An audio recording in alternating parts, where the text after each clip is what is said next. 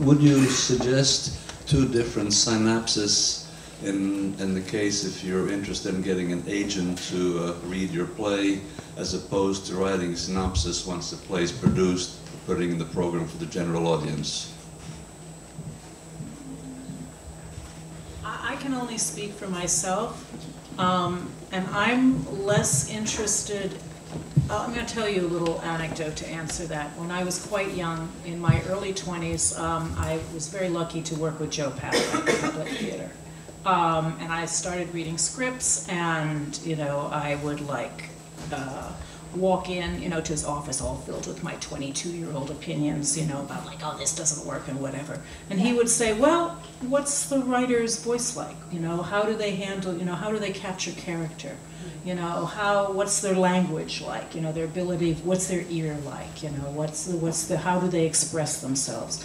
And most of all, especially since it was the Public Theater, it was like, what is their intentionality? What concerns them? You know, how do they view the world? Because this is just one play. And we're looking at a play, but more than a play, we're looking at a writer. So that really, you know, impacted me, and it kind of informs me. I'm not, yeah, there's, you know, the play, but I'm interested in the writer, and I'm interested in the intentionality of the writer. Why the writer is, you know, writing plays for the theater. To do what? You know, to like be successful on Broadway and make enough money to buy a house upstate? Not interested. You know, to you know, prove to someone in your life, you know, that you are worth something, you know, or to prove for yourself. I mean, there's a lot of reasons, you know. My particular reasons is that I'm interested in people who are not so much interested in like what the theater can do for them, but what they can do for the theater and society. And it's like, so there's a long-term intentionality that most of the people I work with really share. That they want to do something, they want to be, again, the drop, the depth charge. It's not about like, oh, you know, I want praise and look at me. It's like, what can this do? You know, so that's, you know, agenda sort of like got a negative connotation, but it is the agenda of the writer that most interests me. For two more. Now, a lot of agents will not say that. I was just curious, what in a synopsis carries more weight, interest-wise? Words like based on a true story, based on real events, or something that embraces the fictionality of it a little more, something more, let's say, excludes a reality that might exist in a script. It seems hard to answer that because it seems like a lot of it is about the tone and capturing the tone of the piece in the synopsis, right? I can answer that because I'm working with a project right now called the Amish Project, which I hope you'll all see because it's going to be done at the Rattlestick in June. And this was based on an actual event that happened in Pennsylvania at nickel mines. You know, if you remember, several years ago, a gunman walks into and kills several girls and himself. It's fiction, you know. So it's not so much about the actual events or why did it. It's really about why the Amish forgave him so quickly, so that that day the Amish community, including the father of two girls who were killed, were in the house of the widow of the gunman, making sure she was okay and her children were okay, and making sure and that the money they got, that they raised, that people sent for the families that had lost children, they shared with the gunman's widow and their family. So it's not so much about it was based on this event, but it wasn't that it was factual, it was that there was something about the essence of what made that event so compelling. Not the sort of usual, you know, 5 o'clock news, you know, like, ah, yeah, you know, this horrible thing, here's another horrible thing, and ooh, why did he do it, and whatever.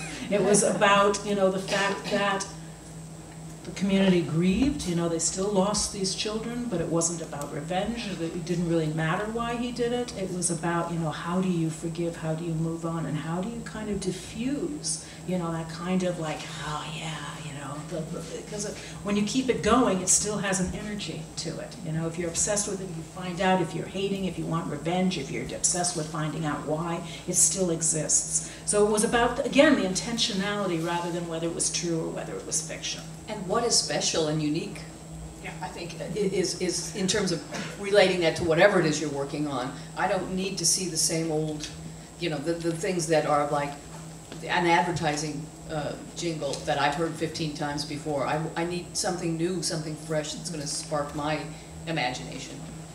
You know, the other thing that it makes me think about, the whole idea of the intentionality, which I think is such a great way to think about what the play is that I also think it's important to be really true to that intentionality for yourself, because you know, it doesn't do you any good to have people, you know, you want the person who's going to ask for your script and read your script to be the people who are going to love your work.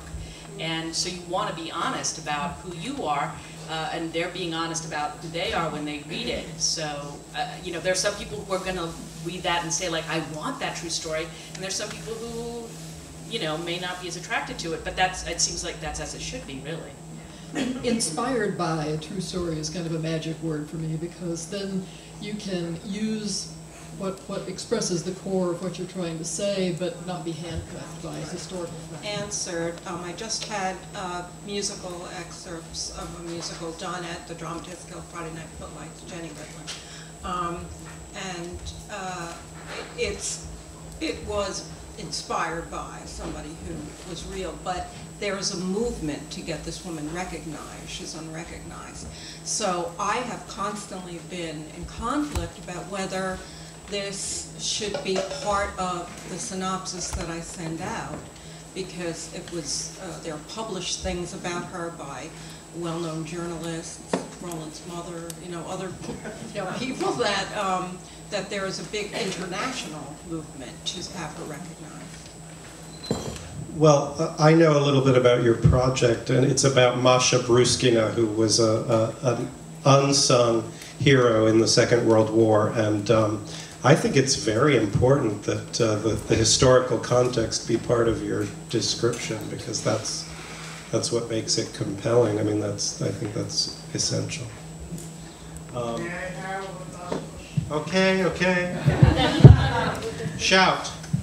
Well, as to the intentionality, suppose if you are telling a story involving a social justice, but you are personally involved, and one side saying, well, it's about you, it's not about them, the people that are downtrodden.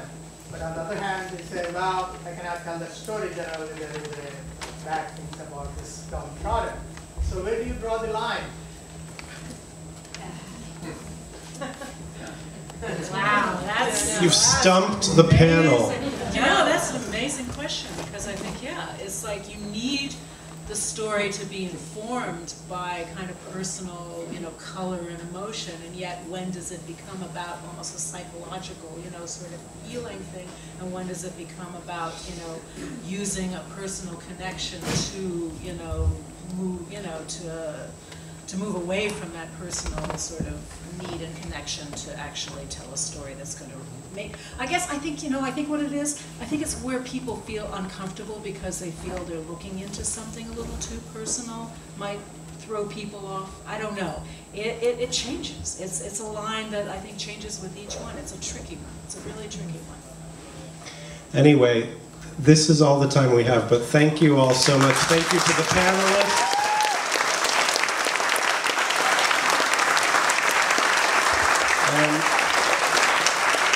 We hope to have many more similar things in the future, in the fall.